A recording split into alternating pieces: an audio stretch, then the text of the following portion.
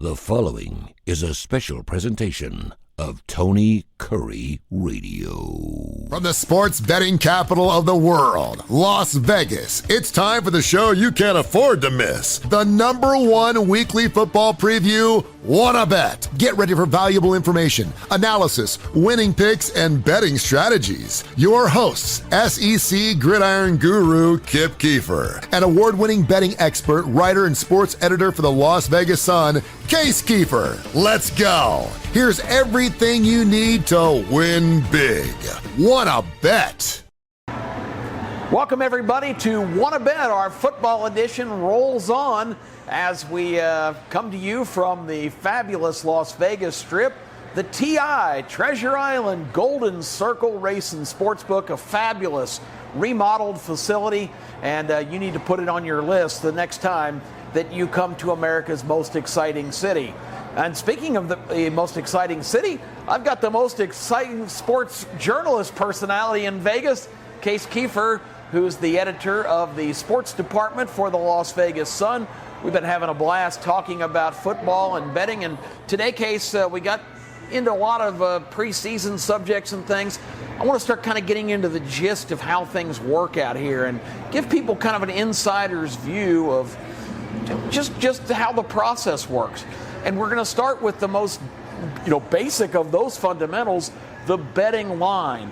Could you define, if I asked you, if you were a witness in a trial, and I said, Kip Keefer, could you please tell us what a betting line is? Well, there's a lot of directions you can take that question, but I would say the easiest thing that I could boil it down to, and some people might disagree with this, but it's no doubt in my mind, it is the best predictor of what is going to happen in the game, especially by the time of kickoff. Maybe not early in the week, but once, there's, in football, some cases, millions of dollars coming into the market, people aren't risking, these big bets, not having a good idea what's going to come. So if you're talking about win probability, about what to expect in a game, the best measure that you can have going into the game is the betting line. For football, of course, usually we're talking about point spreads, and the point spread is going to be the best idea of how the game is going to go. I hear commentators even now on national networks say things like, well, Vegas believes that Team A is 14 points better than Team B.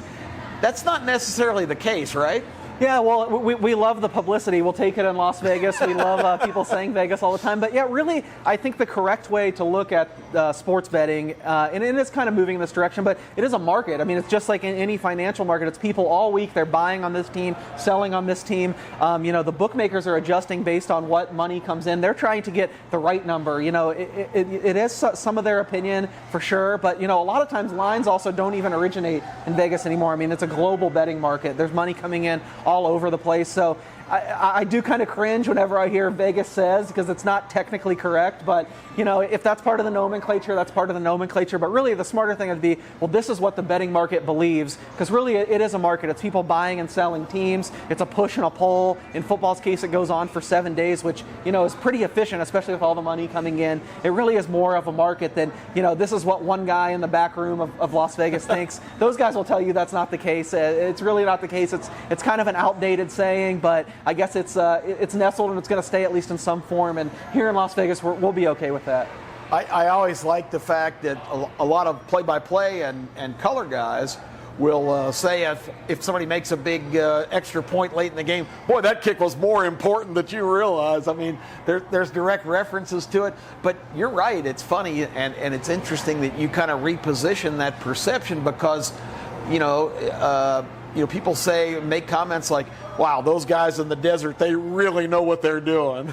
Yeah, and I like all that stuff, and it's good fun. I think one of the great things about legalized gambling across the country is, it's less under the cover. We don't have to really say, we don't have to kind of dance around it anymore and use colorful language to get what we're getting at. A lot of times you can say it a little more directly. But yeah, I mean, even the best bookmakers in the world will tell you they're going to move a line based on if they're taking limit bets from some of their sharpest customers, some of their best customers. It's really, at the end of the day, it's not up to them. It is a market. It is the opinions of a lot of people put together to get to that right number. And I think that's the key thing. If you want to sound a little smarter about all this, if you're talking to your friends, try to spread it, you want to say, well, this is what the betting market thinks, not necessarily this is what Las Vegas thinks. So what about the perception? Because a lot of people that are pseudo-experts I've just overheard conversations at, receptions or different discussions on football where they say, well, in Las Vegas, the idea is to get exactly the same amount of action on both sides, and that's why the adjustments are made.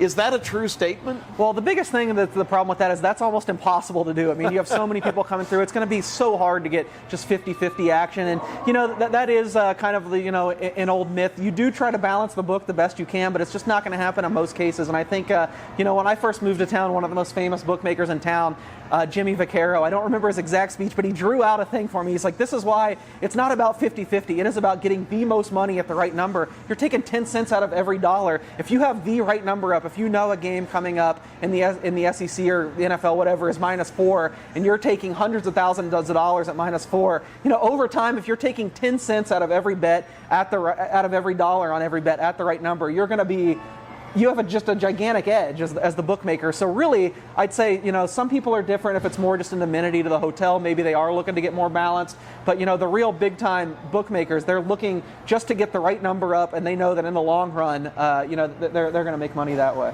So the NFL is kind of unique, I guess college to some extent, but I noticed that if you look at the slate of games, there's a carryover to the next week, and there's some lines already on games that the teams that are playing haven't even played their game that week yet. But so respond to that, and also just a real brief overview of when they sit down and start to determine the opening line. When does that process start? And what kind of components go into that? Yeah, so the NFL and some college, it depends on the sports book, but they'll have look-ahead lines where they'll post. I think it's usually maybe Tuesday or Wednesday the week before, so you can jump on a side if you really like it, if you have a strong opinion on a team.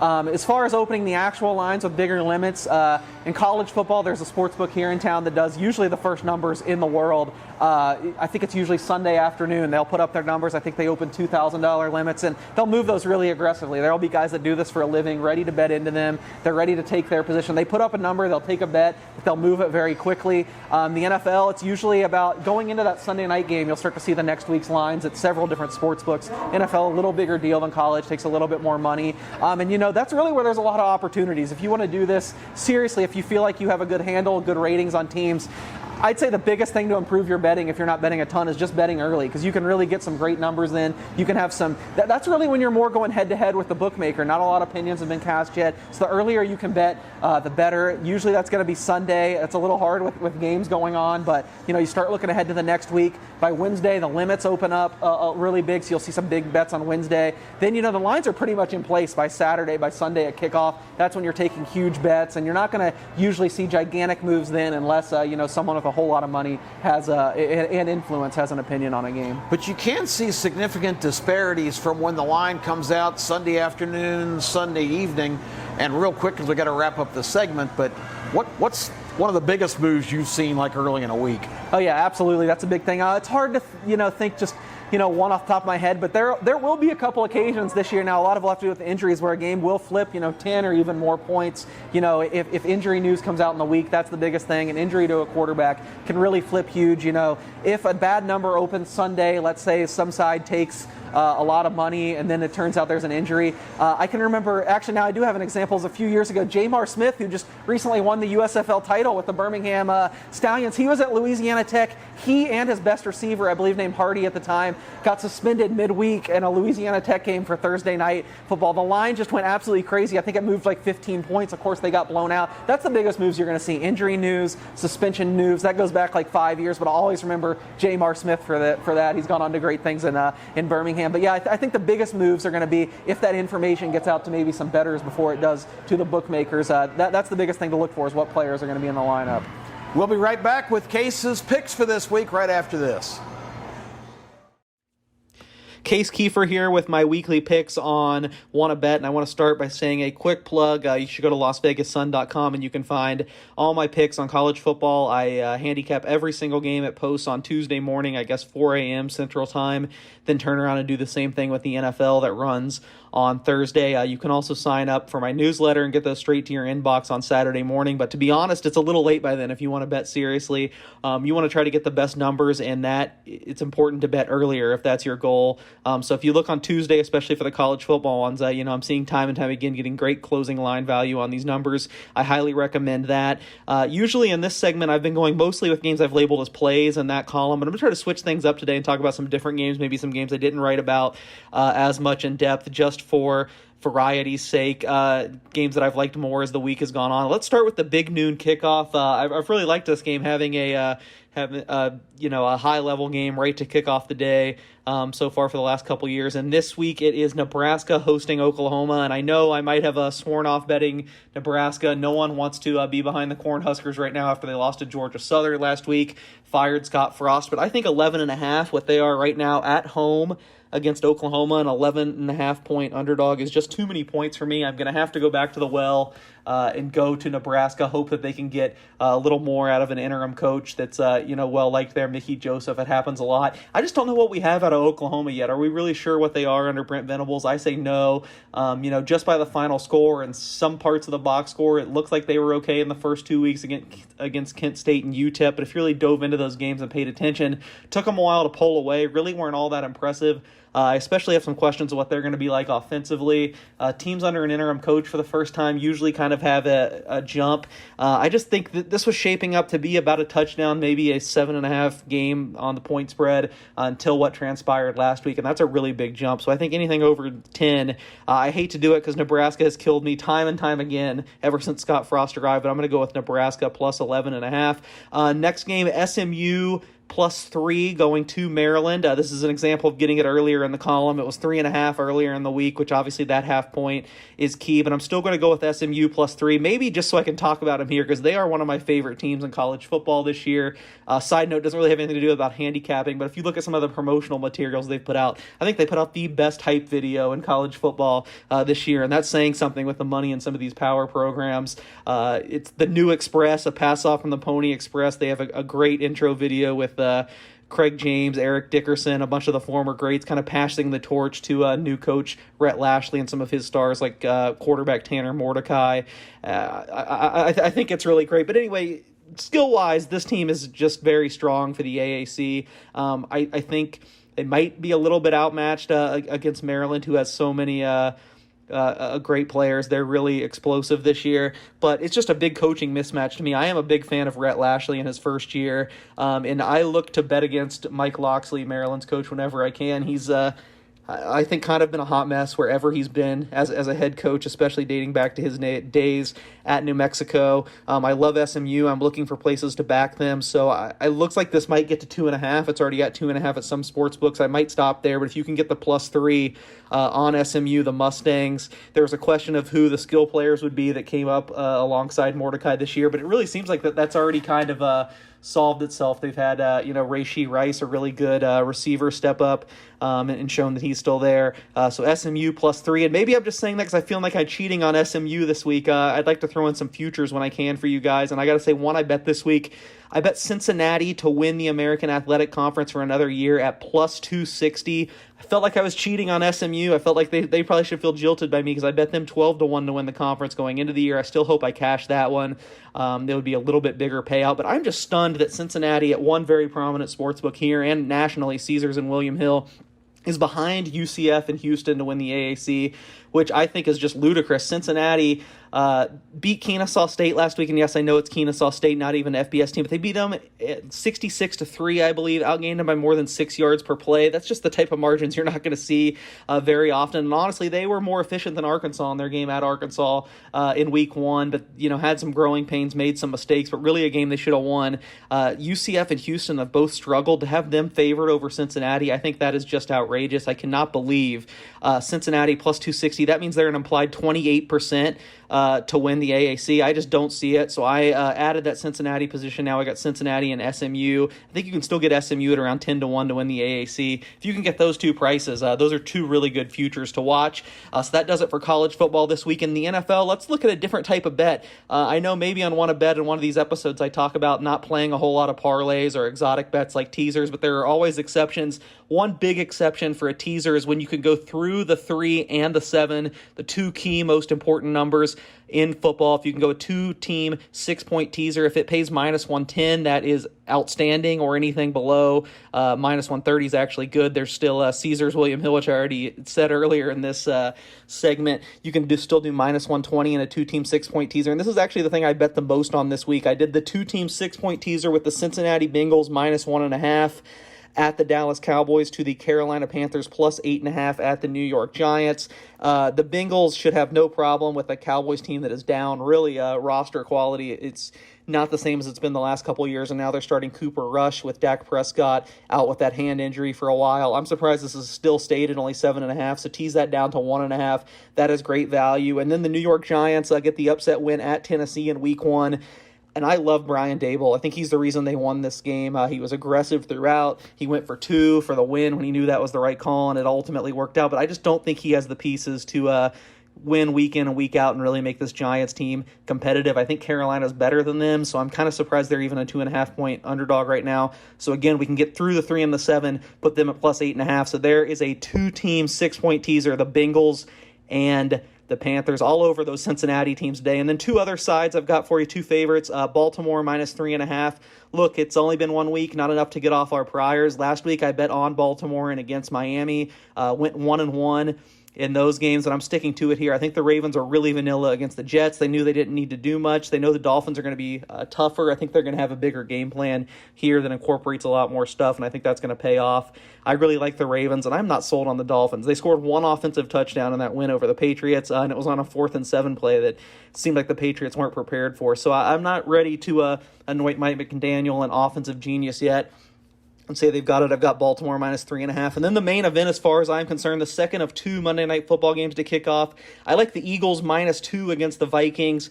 I love both of these teams, and Kip can probably tell you I drug him to Arizona because they had better future prices on these 2 teams the last time he was in Las Vegas. They're 2 teams I picked to win the NFC. I think they're the 2 best teams in the NFC behind the Buccaneers. But I think this is just a way overreaction to Week 1 to have Philadelphia as only a 2-point favorite here. I know Vikings are the toast of the town after knocking around the Packers, but the Eagles, were very impressive too in dispatching the Lions. I think they should be at least a 3-point favorite here, so I'm going to go with Philadelphia minus 2 on Monday Night Football. Stay tuned for Kip's picks on the SEC next. Hey everybody, Kip Keefer for another great weekend of college football kicking off in the SEC. Some outstanding games, and man, you had to do a lot of research and homework this week to come up with a good slate of picks because it's pretty challenging. A lot of soul searching, a lot of contemplation, but I think we've come up with a list of 4 games in the SEC this week that hopefully will keep you in the win column. And we're very pleased that last week was a winning week as we got 3 winning picks in there, including the Texas-Alabama shocker to most people. We had the Longhorns plus the 20, never had to sweat that one. And also, of course, wins in Appalachian State, taking the points. They won outright, so should get extra points for that. And felt very good about Kansas State dominating a woeful Missouri team. This week, the venues change. The picks are different. And we're going to start with the number 1 team in America, the Georgia Bulldogs, who are coming off a 33-0, kind of mail-it-in, uninspiring win against Samford at home. Georgia now goes on the road to Columbia and plays the South Carolina Gamecocks. This is a funny game. For South Carolina, this is like except for Clemson, the most serious rival that they perceive to have. For Georgia, South Carolina is just kind of another game, and it's kind of been a difficult spot at times for Georgia in this century. Georgia has dominated South Carolina historically with a 53-19 record, but 8 of those 19 wins have been since the turn of the century. 3 of those were in the Steve Spurrier years. So the game has gotten a little bit more even in terms of the matchup. But the question is, right now, the program's going in different directions. Georgia really uptrending. South Carolina in a serious rebuild under a good new coach in Shane Beamer. So on paper, certainly Georgia looks like they just jump off the page. But you look at the line on this game, 24. Georgia going to Columbia, a place that's loud and is going to be pumped up anytime any team hosts the number 1 team. It is a big deal on the road for the top poll sitter, and Georgia's going to be in a hostile situation, to say the least. 24-point favorite. I still think there's questions to be answered. Georgia had the sensational debut against Oregon, but I still believe that the defense is a work in progress with some new faces. The offense has some things to refine. I just can't surrender 24 points in this game. I think South Carolina is scrappy enough to keep it close. Last week they scored 30 points at Arkansas, a team that I think has defensive issues, but surrendered 44. At home, I think they'll play actually at a little higher level. I'm not calling for an upset by any means, but 24 points, give me the Gamecocks. The other game I just mentioned a moment ago, Appalachian State going to College Station last week and stunning the Texas A&M Aggies. An 18-point underdog. Appalachian State won the game outright. Jimbo Fisher had a lot of explaining to do this week about what happened to his team. He's still insisting on going with Haynes King at quarterback, when a lot of analysts, me included, think Max Johnson, the LSU transfer, would be a better choice and make his offense a little bit more dynamic. But we'll see what kind of adjustments are made. The tendency, I think, in this game against Miami with new coach Mario Cristobal, who are off to a 2-0 start, but really haven't played anybody of note, to say the least, Bethune-Cookman and Southern Miss. They're going on the road. They go into College Station, an angry bunch of Aggies. Texas A&M's a 5-point favorite. I think they may have been as many as 7 or 8 had they not stumbled last week. And I for whatever reason, just kind of logically and not basing it as much on personnel this year as I probably should have, but I really feel like Texas A&M is going to be the team playing with a lot more urgency to try to make up for getting an unexpected L last week. This is the game they thought was going to be tough. I think they will get their ducks in a row and come out and play very well in front of the 100,000 plus and at Kyle Field. I'm taking the Aggies and giving the 5 points against Miami. 2 other stops. One of them might surprise you, a team that has really been down in recent years. The Georgia Tech Yellow Jackets hosting Ole Miss, which is an interesting non-conference game. The Rebels are off to a 2-0 start, but come on. They played Central Arkansas last week. I mean, that's just embarrassing. I don't like those kind of games. I don't think teams get very much out of that. Ole Miss is still wrestling with quarterback issues. They've got a lot of new players, to say the least. Almost half the team, as the self-proclaimed king of the transfer portal, Lane Kiffin, wheeled and dealed all off season. But I think there's still work to be done with this Ole Miss team. And I was actually impressed with the grit that Georgia Tech showed in their opener against Clemson. They certainly were outmanned, but hung in the game. And if not for a couple of ridiculously bad mistakes, I think Tech may have covered that spread against the Tigers on opening night. I think Tech will fight hard in this game against Ole Miss. And again, the Rebels are not the well-oiled machine they were last year with Matt Corral and others gone. I'm going to take the 16.5 points Georgia Tech against Ole Miss. And the other game, last week we found out that the great magical season of the Vanderbilt Commodores was indeed a big myth. They had beaten Hawaii, a team in total disarray, and Elon in their first 2 games, and people were raving about their statistics and how this was a different Vanderbilt team. Not so much. They went on the field last week at home, surrendered 45 to Wake Forest and lost by 20 points. They go on the road against Northern Illinois, who's a pretty solid program historically, a team that went on the road themselves last week to Tulsa and almost upset the Hurricanes, losing 38 to 35. I think Vanderbilt and Tulsa are probably fairly comparable in personnel, and now Northern Illinois gets Vanderbilt at home. I think the pumpkin has it's turned into that used to be the carriage for Vanderbilt. I'm liking Northern Illinois to knock the Commodores off, so I'll take them and give the 2 points to the road-weary Vanderbilt team. That's the lineup for this week. I hope you have a lot of success. It's going to be great. SEC football, there's nothing like it. Hope you cash lots of winners. Well, that's all the time we have for this week on Wanna Bet. Want to thank Kip Keefer for all of his expertise, and Kip Keefer, producer and director of the show. We will be back next week with more information that you can use to be a winner. In the meantime, I hope all of your plays this weekend are successful ones. This has been a special presentation of Tony Kurre Radio.